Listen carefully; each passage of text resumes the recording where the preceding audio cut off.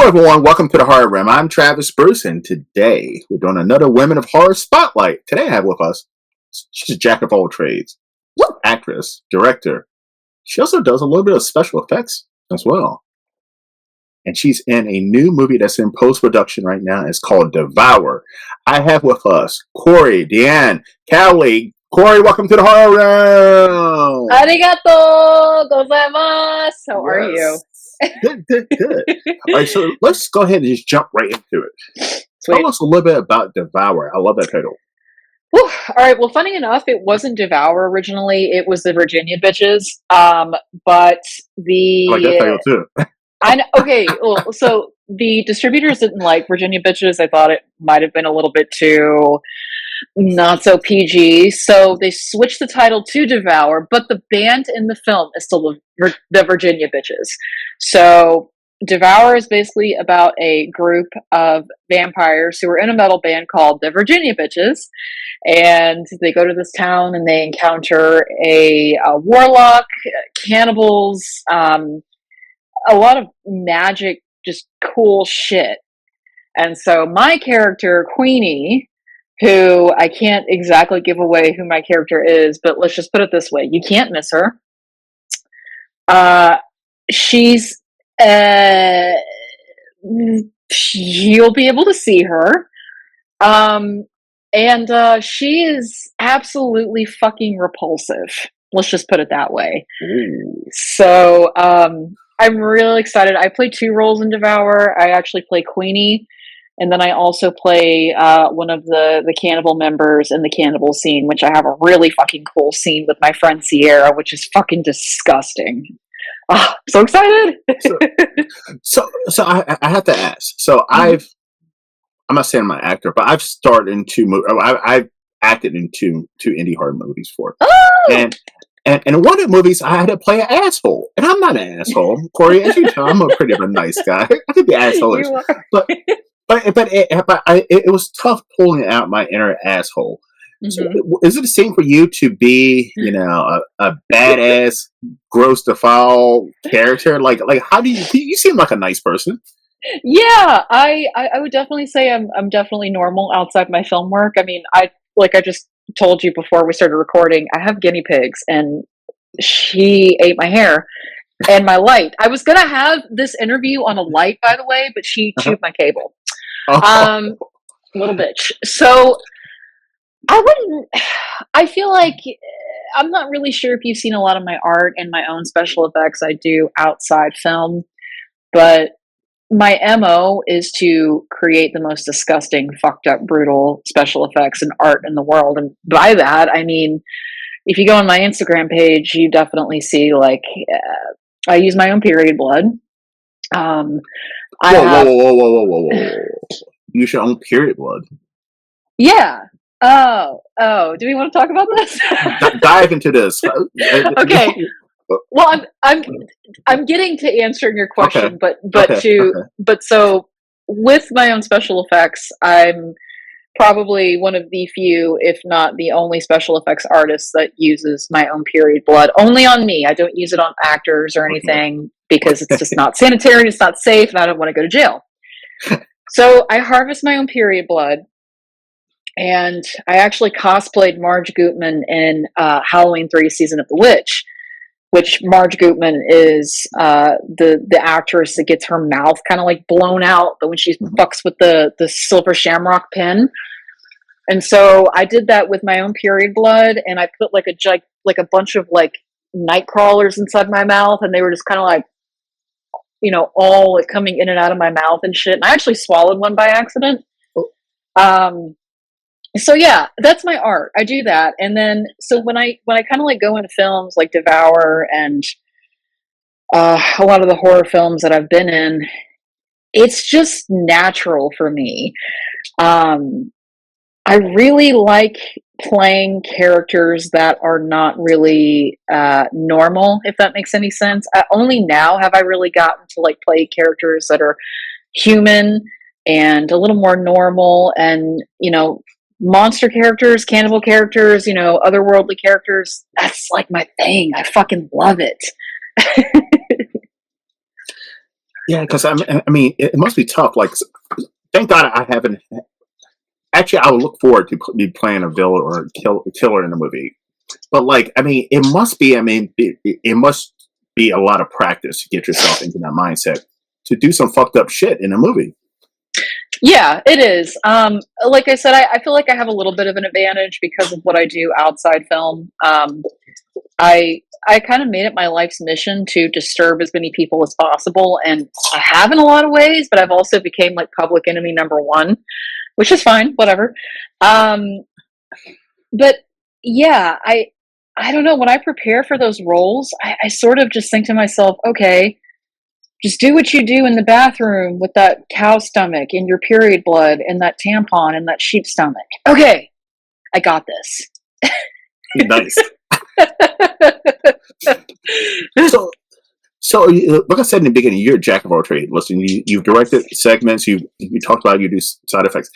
Do you think by directing and being on the opposite side of the camera has helped you be a better actress, and vice versa?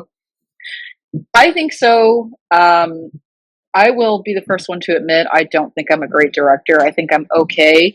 Um, but I think that being on the directional side of things definitely kind of has taught me to, especially with auditioning and getting the right kind of scene, it's taught me to um, know where the best angles are, know where the best lighting is, and you know, I try and put more emphasis on my strong skills, like I certain things I can do with my face or certain gestures I make. And so, especially with directing, I kind of try and do the same thing as you know my husband, who I've directed in a lot of the films I've done with Toucher Video.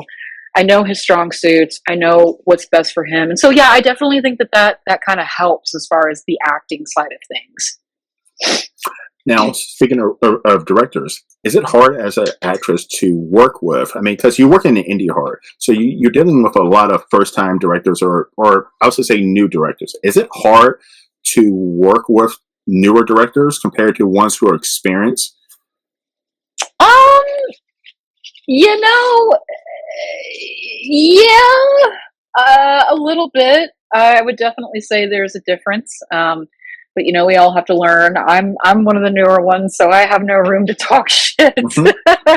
but but I definitely think there's a big difference. You know, as a director too, you really have to have the right kind of chemistry with your cast and crew and your you know your production and all that. And so I think that with a lot of newer directors, they haven't been on enough sets to really kind of understand, you know, the balance between all of that and just some of the protocol that's gone on.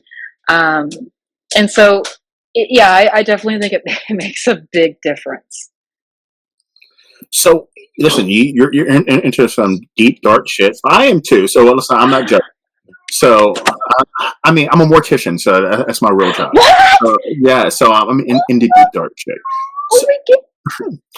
what got you into deep, dark shit? What got you into horror? What made you be like, you know what, this is the genre that I want to jump into?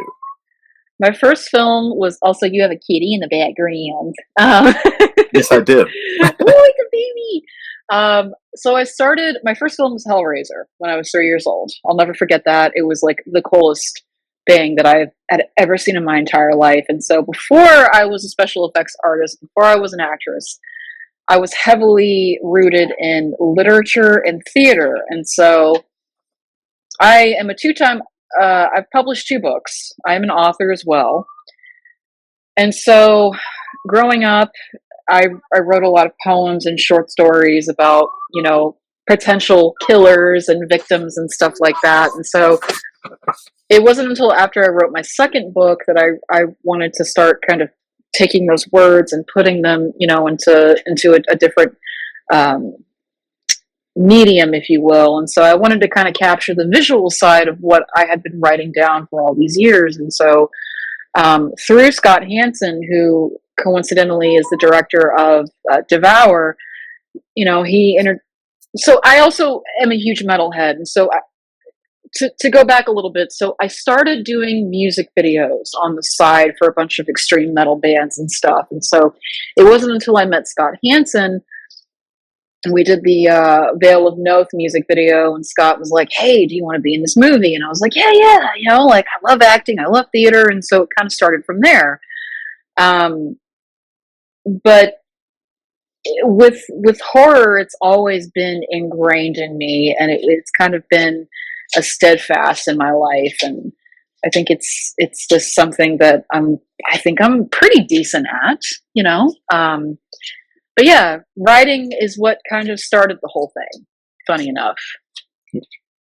Now, is it hard not to? Is it hard as an actress, especially in horror, to not be typecast and like, okay, she is the punk rock metal chick, so this is what we're going to put her in every movie? Yeah, that is so funny you're asking me that question. I think you're the only person that's ever asked me that question. And funny enough, do not want to be typecasted. I think in a lot of ways, I have a lot of directors who approach me who are interested in the long hair and the abnormal thing I can do with my jaw. Which, again, if you're on Instagram, you'll kind of see what I'm talking about. I'm gonna check that And, out. and yeah, it's hard because I really like to do all genres, not just horror. I'm good at horror; it's my preferred, Hmm. but it's not just what I want to do. So I'm trying to kind of deviate away from that a little bit as of late. So I'm not the atypical long hair, tall, creepy girl. Because I've noticed that with indie horror, especially when it comes to actresses, it seems like an actress that's big into indie horror, she Mhm. plays the same character in every Yeah. movie. You know, if you're the chick with the tattoos and the dark goth, you are literally the dark goth tattoo chick in every single movie. Yep. And I wonder why that is when it comes to indie horror. I think a lot of the times it's, I can't speak for other actors and actresses in the genre, but I definitely think that you get to a certain point where you're comfortable. It's harder to kind of jump off the ledge and take those steps in a different direction, because you're not sure if you're going to be good at it. And also, too, I think, let's just be 100% honest. I think where there's money, there's money to be made. You're not going to say no. But I also think that comes with time and experience. Is if and especially listening to a lot of actors and being part of a lot of classes and even talking with my own manager, you're going to say no to roles down the line. And I think with time and just being in this for a while now, I kind of go after what I'm aligned with. And like I said, as of lately, it's been non-horror. It's been more drama. Um, I really am returning back to my theater roots as well. So yeah, it just depends, I guess. Now there's been this urban legend that, like, when it comes to especially women actors, that if you decide to do nudity early on in your career, it's almost like a career killer. Now, like, you can be like Holly Berry, and once your career is established, you can do nudity. Mm-hmm.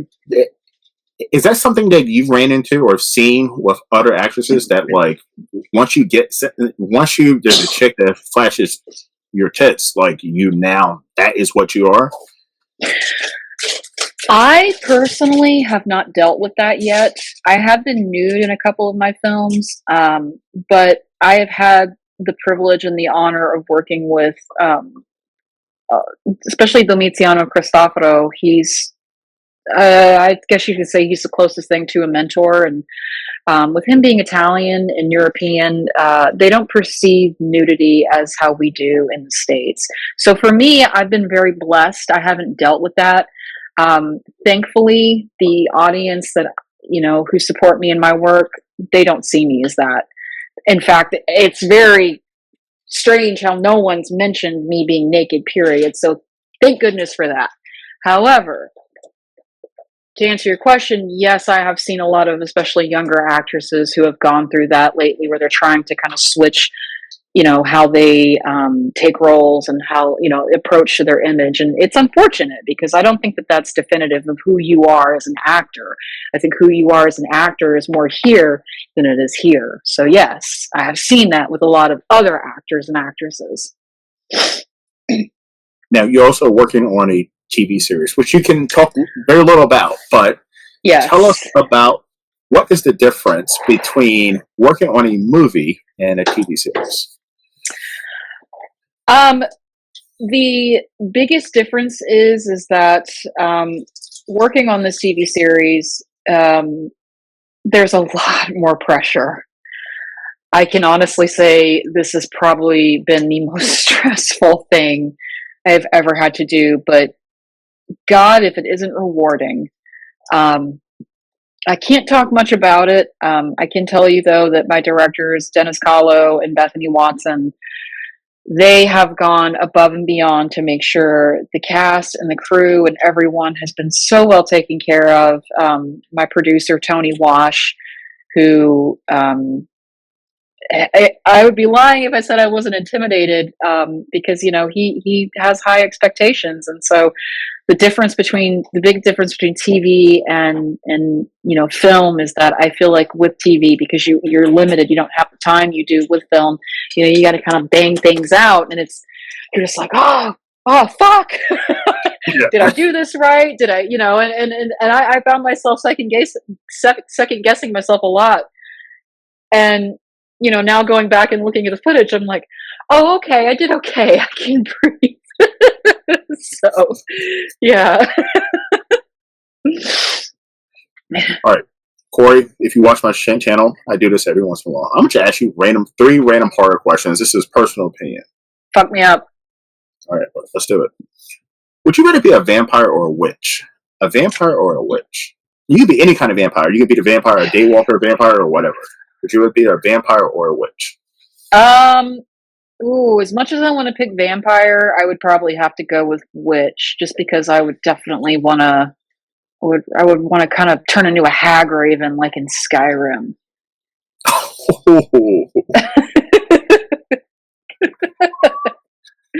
How badass would that be? Nice reference.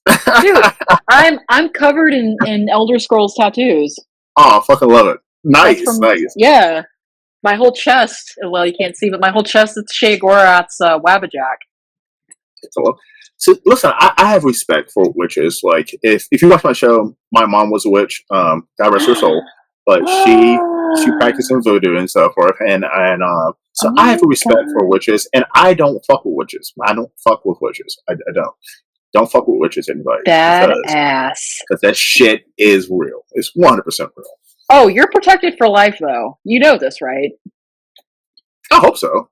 I'm not protected by demons or some weird shit. No, you're protected for life. She's got your back, man. Always and forever. I hope so. She does. All right, second question. Mm-hmm. Who is your least favorite final girl? Oh my god. Shit, shots fired. Me? No, I'm kidding. Totally me. No, I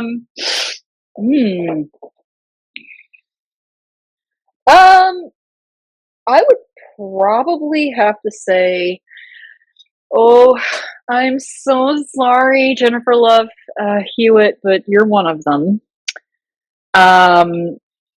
And yeah, I'm sorry. She's got to go. I just really hated her character, and I know what she did last summer. And damn, I just drew a blank. The fucking Shawnee Smith in The Blob.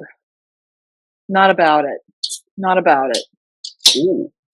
Because this is the first time I've ever asked this question. Normally I ask, what's your favorite final girl? But there's some really annoying final girls that you're like, damn. And she's the one who survived last? Son of a bitch. I'm sorry, and I love her too. I do. I love her so much. She's such a versatile actress, but god damn it, not in that goddamn movie.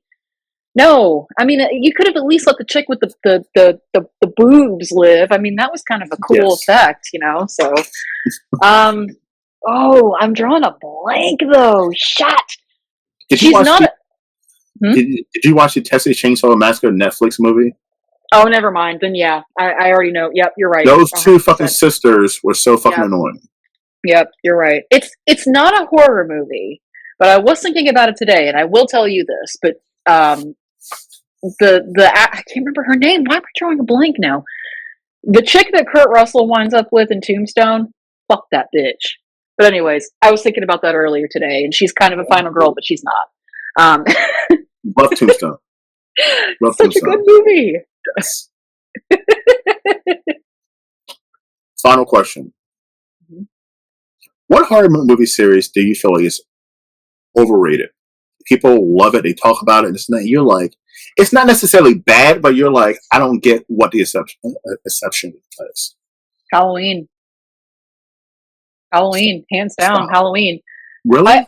I'm sorry. Okay, let me say this. I love Alien. I am an Alien fangirl.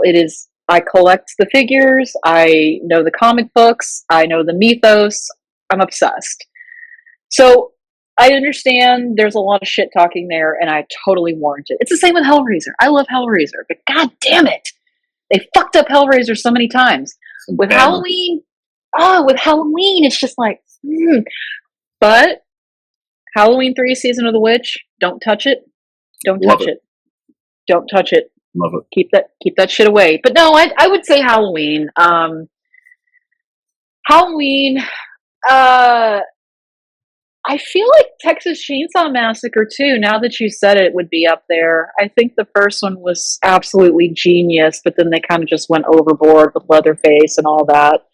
Um, yeah, I don't know. Halloween for me, it's just because I think it's, again, the first one was fantastic. The second one, okay. The third one I love, and then they just kind of went overboard, and it's like, okay, there's hi Buster Rhymes.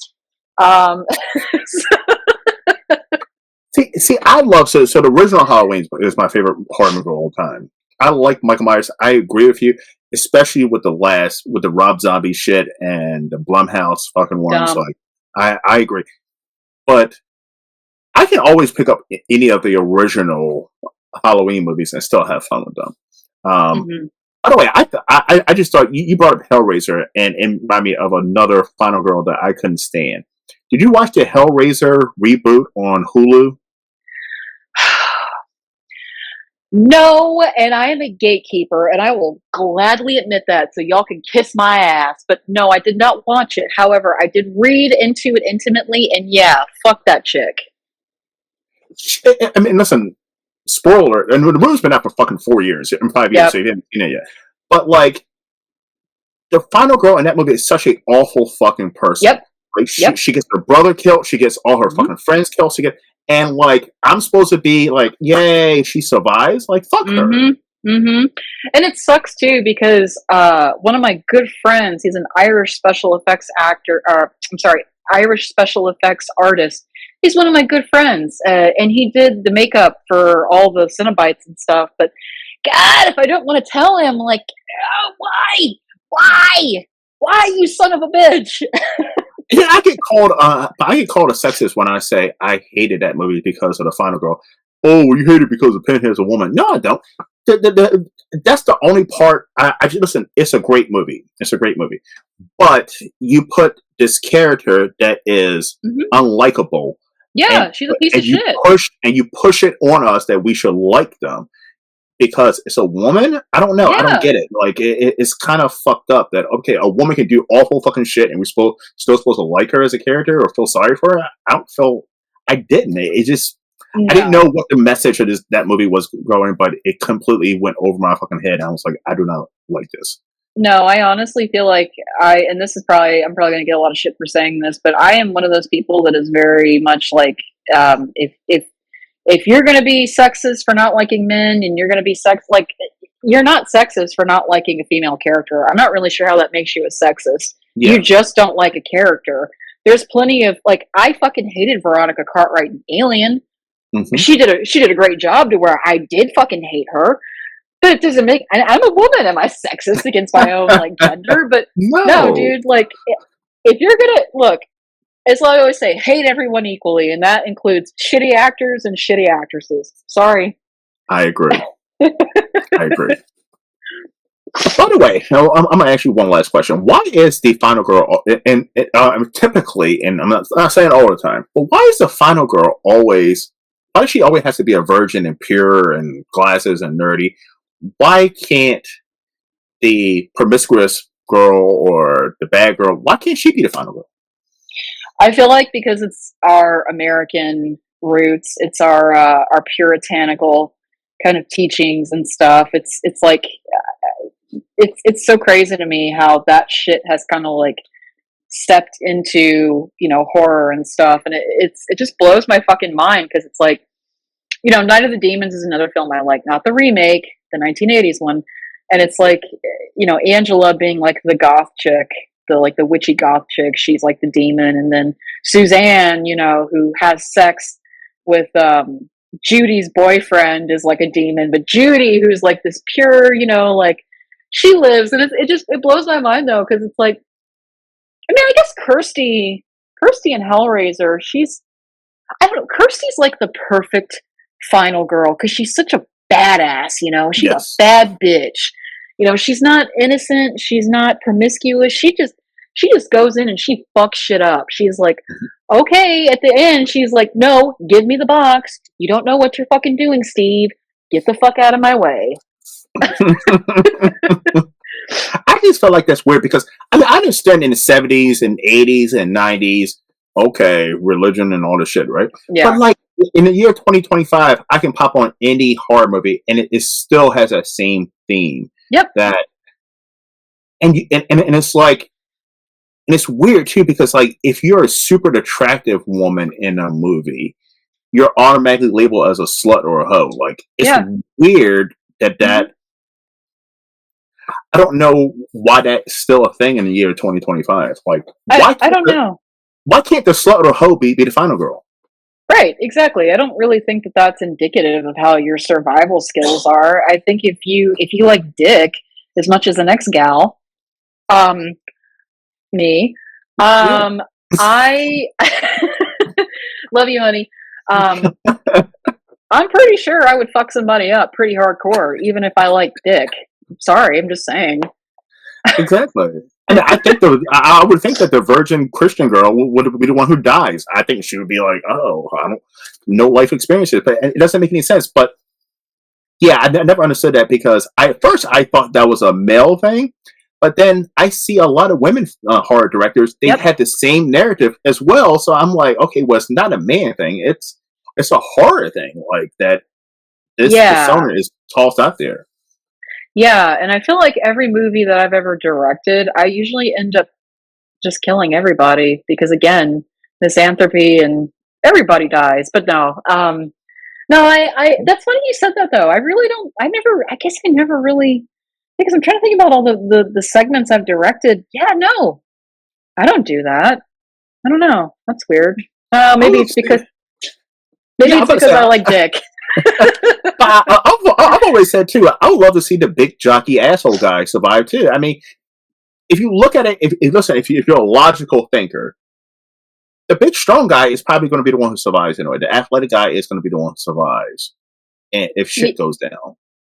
Yeah, I feel like in Jeepers Creepers 2, he kind of survived for most of it, and then they murked him, which I don't know. Maybe was that girl not kind of supposed to be promiscuous? I don't know. Now you're gonna have me like going back over all my filmography and like making sure. I'm gonna be like flipping the pages and being like, "That's a hoe. She's innocent." Oh, okay, yeah. All right, Corey, this was fun. Where can everyone find you?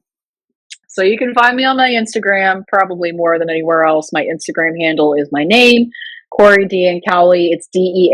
It's not Den. It's not Dean. It's not Dayon. It's just Deanne. It's a Southern thing. And if you want to go on my website, same thing. It's www.officialcoreydancowley.com. Or if you want to add me on my personal Facebook, it's just my name again, Corey Dean Cowley. Love it. Listen, Corey, we've learned a lot in this interview. We learned that, you're a huge horror fan, that you like to use your own period blood, which is, whoa. You love dick, you said.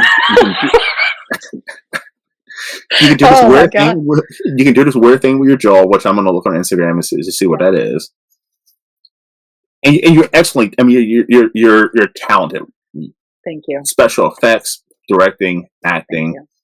Thank you. And it's been a blast having you on. And I look forward to seeing Devour and the Virginia Bitches. Fuck yeah, dude! Thank you so much for having me on. This was a. This doesn't sound too good when you're talking about my jaw and. And like your dick. Yeah, that didn't sound. That sounded like. I'm here for it. Yes. I bet you've never done an interview like this one, Corey. But this is why I'm coming back on. Yes, 100%. Listen, everybody. Thank you for once again coming to the Horror Realm. I'm Travis Bruce, and that is Corey, Deanne, Carly. Crowley. Yeah. Okay, don't worry. Aleister Crowley. Yes. It's okay. We'll see you next time. Take care. Woo!